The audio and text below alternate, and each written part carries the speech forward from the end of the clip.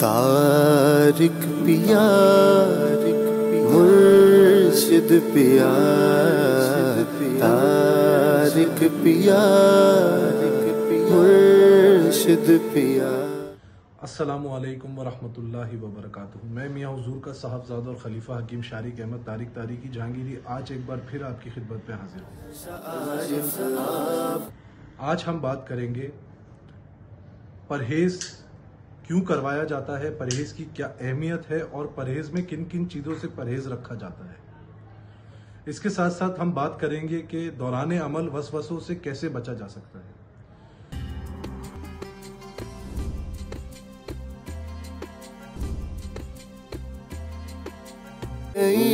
गुल जिस्म में अच्छा, जैसे आपने मेरी पहली वीडियो देखी थी जिसमें मैंने जिक्र किया था कि किसी भी अमल की ज़कात क्यों अदा की जाती है, इसकी अहमियत क्या है और ज़कात अदा करने के तरीके क्या है।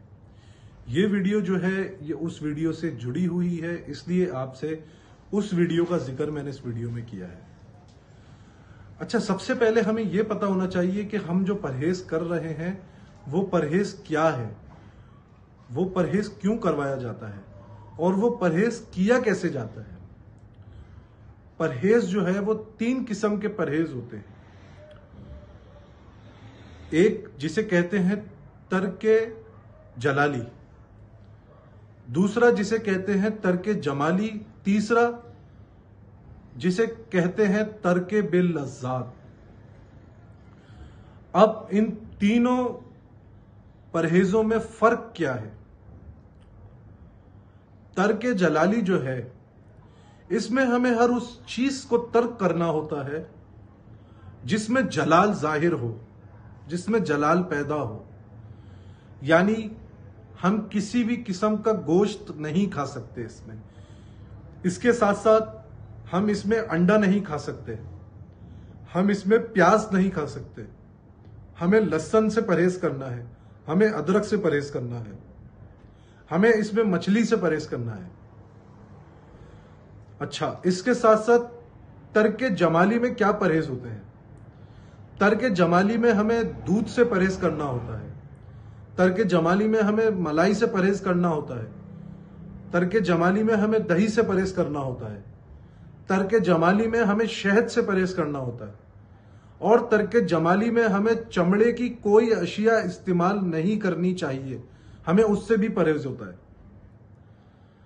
इसके साथ साथ तर्के बिल लज्जात में किस चीज का परहेज किया जाता है। तर्के बिल लज्जात में जो है आपने हर उस चीज का परहेज करना होता है जिसमें लज्जत होती है, आपको लज्जत महसूस होती है। हर उस चीज का परहेज करना होता है तर्के बिल लज्जात में।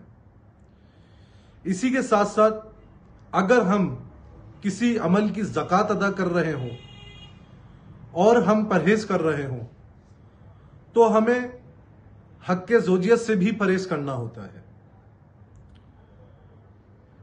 परहेज क्यों करवाया जाता है। परहेज इसलिए करवाया जाता है ताकि हमारे अंदर आजिज़ी पैदा हो, हम अपनी ख्वाहिशात पे गलबा हासिल कर सकें। इसके साथ साथ मैंने अपनी पिछले प्रोग्राम में बताया था आपको कि जो भी हम अमल की ज़कात अदा करते हैं तो उनकी ज़कात अदा करने के साथ मैंने आपको बताया था कि अल्लाह रब्बुल इज़्ज़त ने दुनिया में हर हुर्फ के साथ एक मौक्कल, एक मलाइक जो है वो भेजा है। तो अगर हम परहेज करते हैं तो वो मौक्कल, वो मलाइक जो हैं, वो मलाइका जो हैं, वो हमसे कनेक्शन पैदा करते हैं और हमारे साथ रिश्ता जोड़ने में कोई करायत महसूस नहीं करते। हमारे साथ एक रिश्ता हमारे साथ जोड़ने में, हमारे साथ एक कम्युनिकेशन सिस्टम जो है वो स्ट्रॉन्ग करने में करायत महसूस नहीं करते। क्यों? क्योंकि जो वो चाहते हैं हम करते हैं और फिर जो हम चाहते हैं वो करते हैं। इसी के साथ साथ मैं आपको बताता चलूं कि हम जब हक सोचेंगे, जब हक चाहेंगे تو तब तक वो हमारे दोस्त रहेंगे।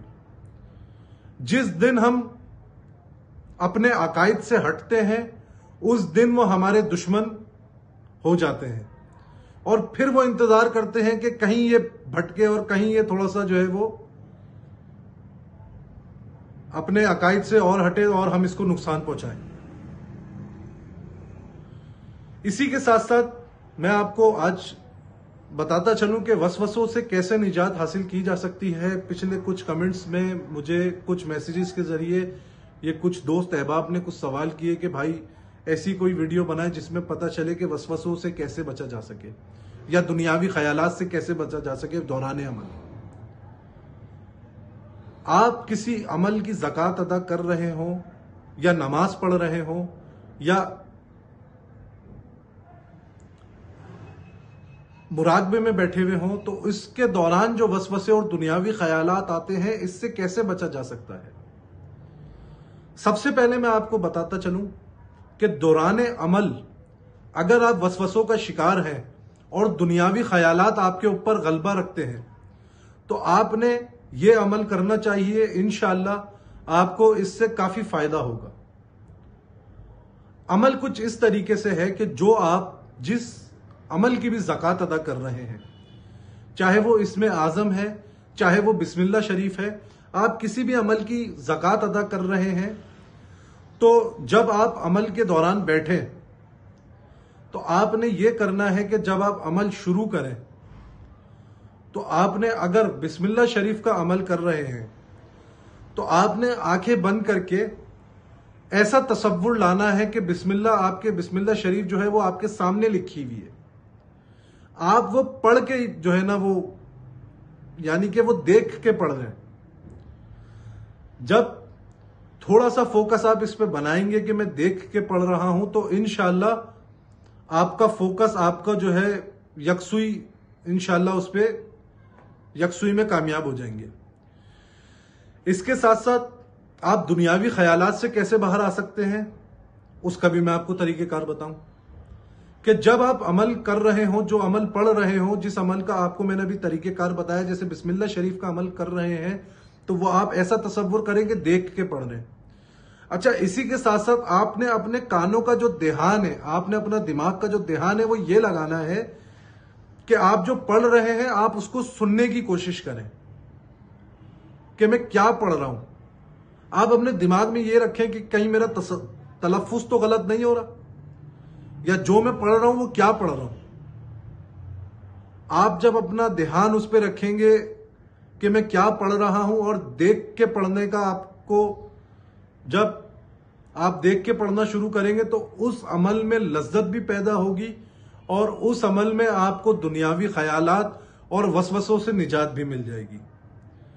इसी के साथ साथ मैं आपसे इजाजत चाहूंगा। इंशाअल्लाह आने वाली वीडियोस में मैं आपको बताऊंगा कि दौरान नमाज वसवसों से, दुनियावी ख्यालात से कैसे बचा जा सकता है और मुराकबे के दौरान आपने वसवसों से और दुनियावी ख्यालात से कैसे बचा जा सकता है। क्योंकि मुराकबे में आप कोई अमल नहीं कर रहे होते, आप कुछ पढ़ नहीं रहे होते, तो उसका तरीकेकार जो है वो थोड़ा सा मुख्तलिफ है। तो इंशाअल्लाह आने वाली वीडियो में मैं आपको बताऊंगा कि आप मुराकबे के वक्त यकसुई कैसे पैदा कर सकते हैं, वसवसों से कैसे बाहर निकल सकते हैं या दुनियावी ख्यालात से कैसे बच सकते हैं। आपसे इजाजत चाहूंगा, अपनी दुआओं में याद रखिएगा। अस्सलामु अलैकुम वरहमतुल्लाह।